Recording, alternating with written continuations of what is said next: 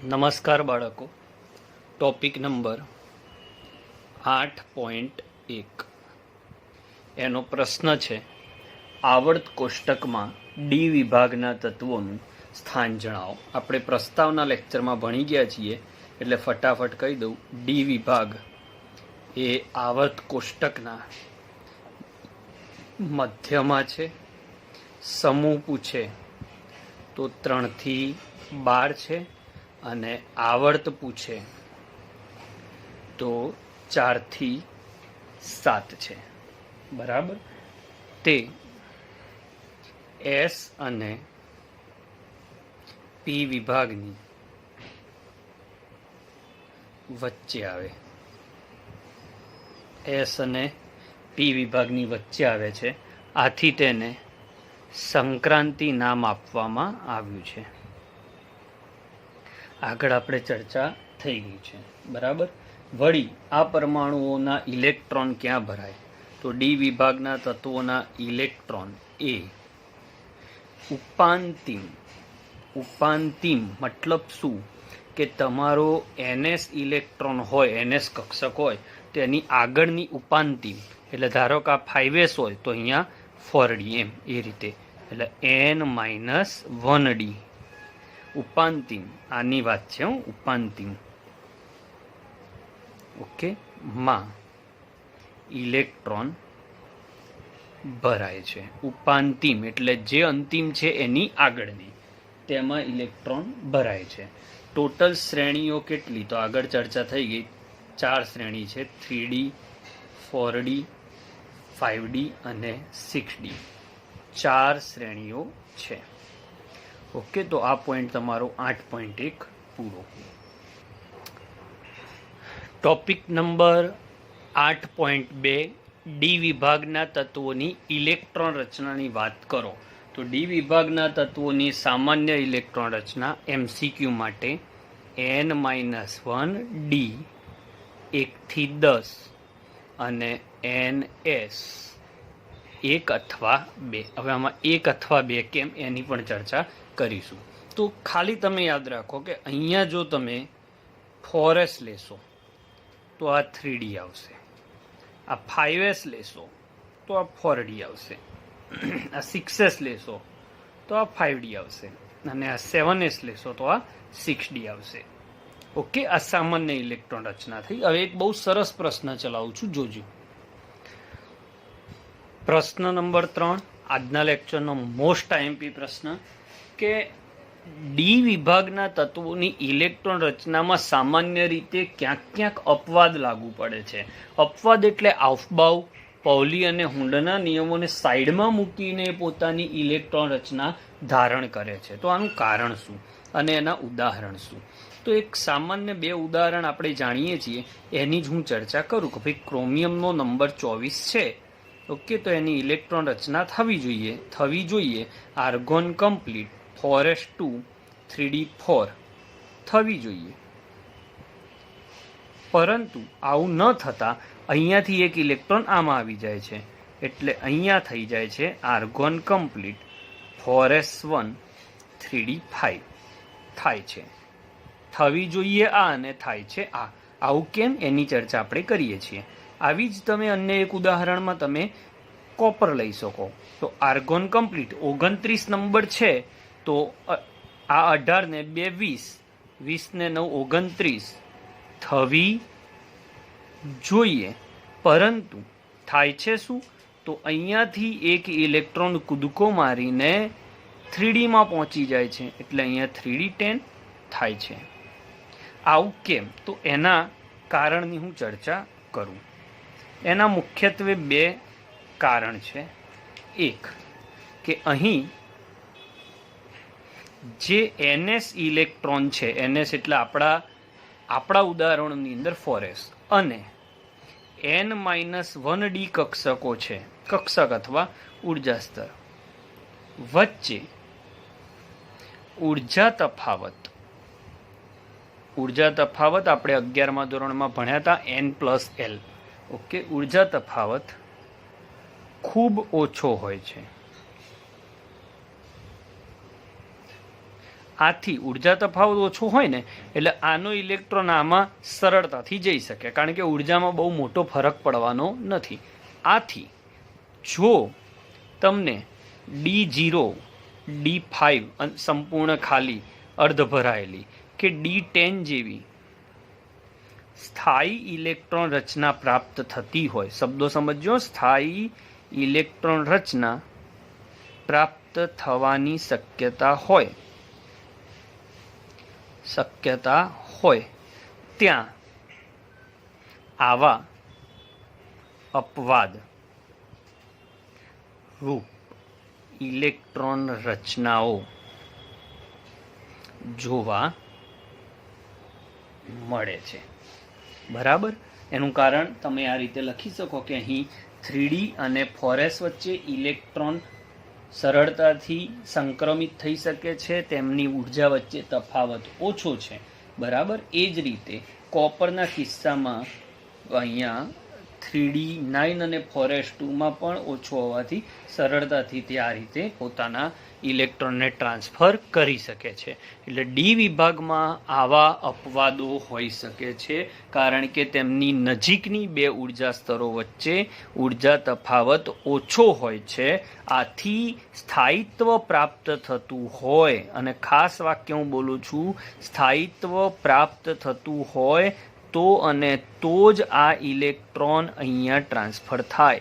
અને સ્થાયિત્વ પ્રાપ્ત થવાનો મતલબ છે આવી ઇલેક્ટ્રોન રચના પ્રાપ્ત થતી હોય તો જ આ શક્ય છે. ચલો હવે આપણે જુદી જુદી સંક્રાંતિ શ્રેણીની ઇલેક્ટ્રોન રચનાઓ શીખી લઈએ. ચલો બાળકો, પ્રથમ સંક્રાંતિ શ્રેણીના તત્વો અને તેની ઇલેક્ટ્રોન રચના. તમને MCQ પૂછાશે આમાંથી. પરમાણુ ક્રમાંક એટલે કે Z આપ્યો હશે અને એમાં કહેશે કે ઇલેક્ટ્રોન રચના લખો. તો બહુ સહેલું છે. 21 નંબર છે એટલે એની આગળની નિષ્ક્રિય વાયુ 18 નંબર લઈ લેવાનો. 4s 3D આવશે, 4s2 3D1. આખી ઇલેક્ટ્રોન રચના તમને આવડે છે, પણ જ્યાં હું બોક્સ કરું એ બે ઇલેક્ટ્રોન રચનાઓ તમારે યાદ રાખવાની, કારણ કે પૂછાશે પ્રશ્ન એ અપવાદમાંથી જ પૂછાશે. તો જો એક આ અપવાદ છે મિત્રો, અને એક અપવાદ આ છે. 4s1 3D10 થાય. આગળ જે ચર્ચા કરી એવું થતું હોય તો જ આ થાય. બરાબર. આ યાદ રાખવાની ટ્રીક શું છે? તો આ શ્રેણી આપણે યાદ રાખવાની ટ્રીક પણ લખી દઈએ, જેથી કરીને તમને મોઢે થઈ જાય. લગભગ બધાને ખ્યાલ જ હશે, મેં આપેલી જ છે. શું છે ટ્રીક? એસટીમાં બેઠેલો વિક્રમ ફેંક કરતો હતો, એટલે ફેંકો નિકુંજ. એસટી વિક્રમ 25, 26, 27, 28, 29 અને 30. ઓકે. તો પ્રથમ સંક્રાંતિ શ્રેણી અહીંયા પૂરી થઈ. યાદ રાખવાના બે ટોપિક જેમાંથી MCQ પૂછાય એ આ છે. ઓકે. દ્વિતીય સંક્રાંતિ શ્રેણીની ઇલેક્ટ્રોન રચના. આમાં ઘણા બધા અપવાદ છે, તો અપવાદ યાદ રાખવાની તમને ટ્રીક આપી દઉં કે કયા કયા નંબરના તત્વોમાં તમારે ધ્યાન રાખવાનું. તો પહેલું તત્વ 39, 40 અને 48માં 5sમાં 2 ઇલેક્ટ્રોન આવે. ધ્યાન રાખજો, હું કહું એટલું જ યાદ રાખજો. અને પેલેડિયમ એટલે કે 46 નંબરમાં 5s 0 આવે, અને બાકીના નંબરમાં 5s 1 આવે. તમને એમ થાય આ શું? તો હવે તમારે ઇલેક્ટ્રોન રચના યાદ રાખવી હોય કે ભાઈ 39 નંબર છે તો આ 36 ના 2 38, તો 4Dમાં 1 જ આવશે. હવે 40 નંબર છે તો 36 ને 2 38 ને 2 40. હવે 41 નંબર આવ્યો તો 36 પછી અહીંયા 2 નથી. જુઓ, 36 ને 1 37 અને 4 41 એ રીતે છે. એટલે મેં તમને જે નંબર આપ્યા યાદ રાખવાની બીજી રીત, પ્રથમ 2 તત્વો અને અંતિમ તત્વ, આની અંદર આ રચના હશે. ઓકે. બાકીના બધામાં હવે તમને એમ થાય મોલિબ્ડેનમની ઇલેક્ટ્રોન રચના કોના જેવી? તો મોલિબ્ડેનમની ઇલેક્ટ્રોન રચના ક્રોમિયમ જેવી. પછી એજીની ઇલેક્ટ્રોન રચના કોના જેવી? તો ઇલેક્ટ્રોન રચના એની કોપર જેવી. બરાબર, તો આ પણ તમને યાદ રહી જાય. તો એમસીક્યુમાં તમે એ ચિંતા ના કરશો કે ઝેડ આપશે કે નહીં આપે.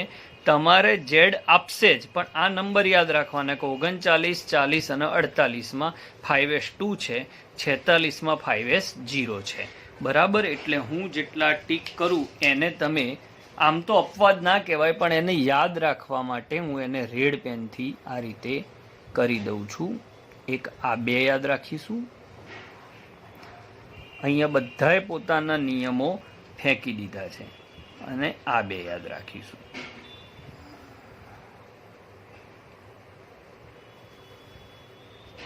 અને આ તો ઇલેક્ટ્રોન રચનામાં તમને 100% આ પ્રશ્ન પૂછશે ત્યારે તમે મેં જે રીત આપી એ યાદ રાખવાની રહેશે.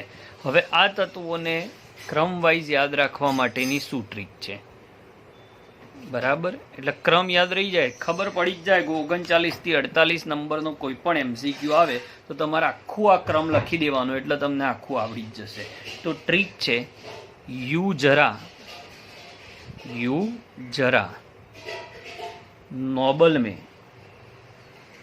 नोबल में तेरी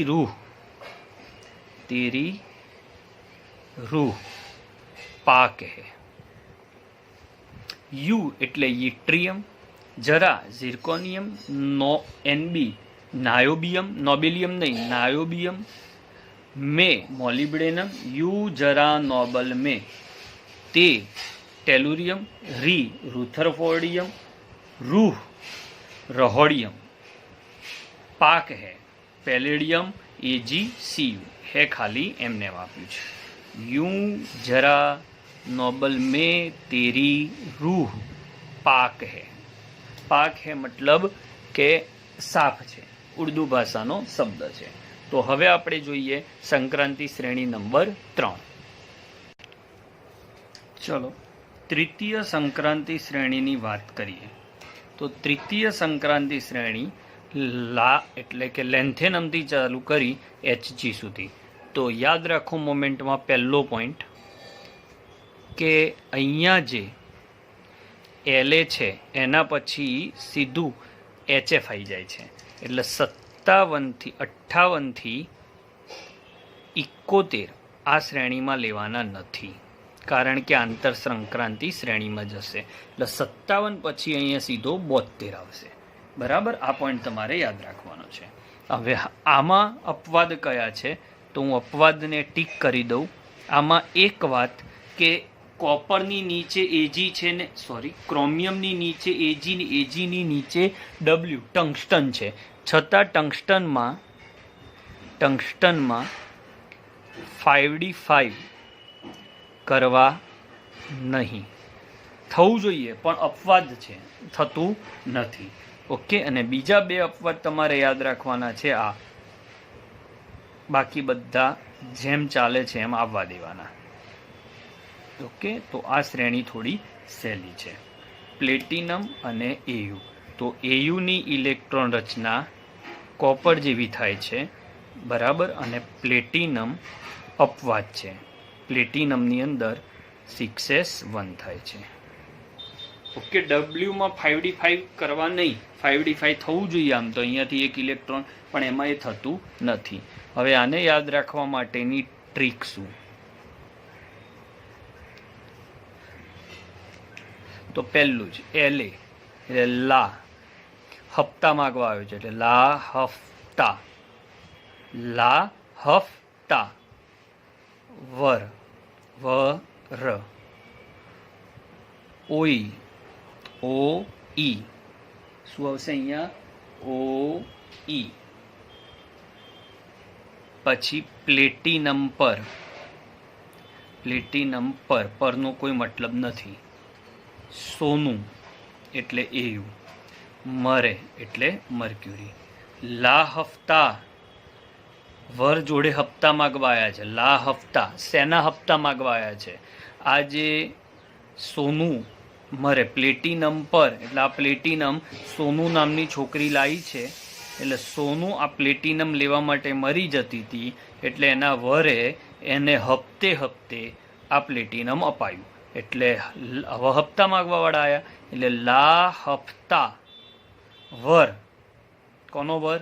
સોનુનો. લા હપ્તા વરના જ હપ્તા ભરવાના થાય, એટલે લા હપ્તા વર ઓએ, કોણે માગ્યો? હપ્તા લેવા આવ્યા એમને કહ્યું, ઓએ સોનુએ પ્લેટિનમ પર મરી છે. મરી એટલે મર્ક્યુરી. ઓકે, થોડી તમારી રીતે ટ્રીકને આગળ પાછળ કરવી હોય, તમને યાદ રહે એવી બનાવી હોય તો બનાવી શકાય. ચલો હવે ચતુર્થ સંક્રાંતિ શ્રેણીની વાત કરીએ. હવે ચતુર્થ સંક્રાંતિ શ્રેણીની વાત કરું તો એમાં પણ તમારે યાદ રાખવાનું છે કે એક્ટેનિયમ પછી તરત નહીં આવે. એટલે એક્ટેનિયમ ભલે 89 નંબર રહ્યો, પણ હોફમિયનને તમે ભૂલથી 90 નંબર, સોરી રુથરફોર્ડિયમને નંબર તમે સીધો ભૂલથી 90 ના આપી દેતા. આ 104 છે. ખાસ વાત અને સારી વાત એ છે કે આમાં એક જ અપવાદ છે અને આપણને આવડે એ જ અપવાદ છે. બરાબર. આમ કહી શકાય કે જેમ આની અંદર થયું હતું એવું સિબોર્ગિયમમાં 65 કરવાના નથી, જેમ આગળ પહેલામાં કર્યા એવી રીતે. અને એક જ બીજો અપવાદ છે એ અહીંયા આરજી એ એજી જેવો અને કોપર જેવો છે. એજી કોપર જેવો જ છે. ઓકે, અને આપણે કહી શકીએ કે એયુ જેવો પણ છે. એટલે આ ચારે ચાર તત્વોની ઇલેક્ટ્રોન રચનામાં 110 110 આવશે. 110 110 એટલે એસમાં 1 અને આમાં 10. બરાબર. આ યાદ રાખવાની ટ્રીકો આપું છું. બીજું તમારે આગળ જોયું તો ક્રોમિયમે પાલન કર્યું અને એના જેવું મોલિબ્ડેનમે પાલન કર્યું. એમાં 1515 આવે છે. બરાબર. બાકીનામાં 2525 થઈ જાય છે અથવા 2424 એની બરાબર નીચે જ આવે છે. છતાં જેમ કે ટંગસ્ટન છે એ ક્રોમિયમની નીચે જ આવે છે. બરાબર. અને એ જ રીતે અહીંયા સિબોર્ગિયમ એની નીચે જ આવે છે, પણ એમાં અપવાદ નથી થતો, એમાં 24 થાય છે. આ એસ અને પીની વાત છે. બરાબર. સોરી, એસ અને ડીની વાત છે. આ પણ એસ અને ડીની વાત છે. હવે યાદ રાખવાનું મતલબ આમાં એક જ રેડ પેન વડે આવશે અને એ તો યાદ રહી જાય એવું છે. ઓકે, 7s2 3d9 આવે તો 7s1 6d10 કરી દેવાનું. હવે આને યાદ રાખવાની ટ્રીક, આ ટોપિકને યાદ રાખવાની ટ્રીક બહુ સહેલું છે. આ એક એટલે એક્ટેનિયમ, રુથરફોર્ડિયમ ડૂબી ગયો, ડુબનિયમ, સિબોર્ગ અને બોહોર બહુ હસ્યા એટલે હાસ્યમ. એટલું બધું હસ્યા કે મેડ થઈ ગયા, મેટનેરિયમ દરમસ્ટાદટિયમ. પછી રોયા કોની સામે? કોની એટલે કોપરનિશિયમ. ઓકે, એક રુથરફોર્ડ ડૂબી ગયો, સિબોર્ગ અને બોહર બહુ હસ્યા, એટલું બધું હસ્યા કે મેડ થઈ ગયા, પછી રોયા કોની સામે? એટલે કોપરનિશિયમ. તો આ સાથે ચારે ચાર તત્વોની ઇલેક્ટ્રોન રચના, ચારે ચાર શ્રેણીની ઇલેક્ટ્રોન રચના અહીંયા પૂરી થઈ. અને મેં અગાઉ કહ્યું હતું એમ દરેક શ્રેણીનું છેલ્લું તત્વ સંક્રાંતિ તત્વમાં ગણવામાં આવતું નથી. ઓકે, હવે 5 મિનિટનો લેક્ચર લઈએ એટલે ટોપિક 8.2 તમારો કમ્પ્લીટલી પૂરો થઈ જશે. ઓકે, 8.2. હવે એક નાનકડો ફકરો છે. તમને જે કોષ્ટકો આપ્યા છે એની નીચે 217 નંબરના પેજ ઉપર પેજ નંબર પણ લખી આપું એટલે તમને વાંચવામાં સરળતા રહેશે. 217 નંબરના પેજ ઉપર એક નાનકડો ફકરો છે. આપણે જાણીએ છીએ કે એસ કક્ષક ગોળાકાર છે. ઓકે, પી કક્ષક માત્ર સિંગલ ડમ્બેલ છે, ડમ્બેલ આકાર. પણ ડી કક્ષક ડબલ ડમ્બેલાકાર છે. ડબલ ડમ્બેલાકાર હોવાથી તે આ પરમાણુનો પરિઘ જે છે, બરાબર, એ પરિઘ પર ડબલ ડમ્બેલાકાર હોવાથી એ આ તરફે હોય આ તરફે હોય. ડબલ ડંબેલાકાર હોવાથી, એના આકારના કારણે ડબલ ડંબેલાકાર હોવાથી તે પરિઘનો વધુ ભાગ રોકે છે અને તે ચોફેર એટલે ચારે તરફથી અસર પામે છે. કારણ કે ચારે તરફ એની કક્ષક હોય, ચારે તરફથી અસર થાય. આજુબાજુ કંઈ પણ નવું બને તો એના પર અસર થાય. વળી તે તેની આસપાસના એટલે આ ડી કક્ષક તેની આસપાસના પરમાણુઓ અને અણુઓને પણ ચારે તરફ અસર કરે છે. ઓકે, તો વિધાન કારણમાં આ પ્રશ્ન MCQમાં પૂછાય. કયા સ્વરૂપે? તો વિધાન કારણ સ્વરૂપે. વિધાન આપે કે તે પરિઘ પર વધુ પ્રક્ષિપ્ત છે અને કારણ આપે કે તેનો આકાર ડંબેલાકાર હોવાથી તે વધુને વધુ પ્રક્ષેપિત થયેલો હોય છે અને એના કારણે ચારે દિશામાંથી એના પર અસર થતી હોય અને પોતે પણ બીજાને અસર કરતો હોય છે. હવે 2 મિનિટ લઈ લઈએ એટલે આજનો ટોપિક પૂરો થાય. હવે સંક્રાંતિ તત્વની વ્યાખ્યા મુજબ આપણે જાણીએ છીએ કે સંક્રાંતિ તત્વ આપણે કોને કહીશું? તો જેની ઇલેક્ટ્રોન રચના D1 થી D9 હોય. D1 થી D9 હોય એવા તત્વોના ચુંબકીય ગુણ આપણે આગળ ભણવાનું જ છે આ ચેપ્ટરમાં. અનુચુંબકીય હોય છે. અનુચુંબકીય એટલા માટે તમે D1 દોરશો તો એક ખાનામાં એક ઇલેક્ટ્રોન આવશે. ડીની 5 ખાના હોય ને, 5 પેટા કક્ષકો છે આ રીતે. તો અહીંયા જ્યાં સુધી ઇલેક્ટ્રોન અયુગ્મિત રહે ત્યાં સુધી અનુચુંબકીય રહે. તો D1 થી ચાલુ કરી તમે D9 સુધીની કોઈ પણ ઇલેક્ટ્રોન રચના લો, તમને ઓછામાં ઓછો એક ઇલેક્ટ્રોન તો અયુગ્મિત મળશે જ. એટલે અનુચુંબકત્વનો ગુણ D1 થી D9 સુધીના બધા તત્વોમાં સમાન છે. એ રીતે ઇલેક્ટ્રોનીય ગુણ પણ સમાન હોય છે. એટલે વિદ્યુત ક્ષેત્રની અંદર એનું પોતાનું કેવી રીતે અસર પામે છે એની વાત. આ ઉપરાંત તેમાં વિવિધ ઓક્સિડેશન અવસ્થાઓ મળવાનું કારણ પણ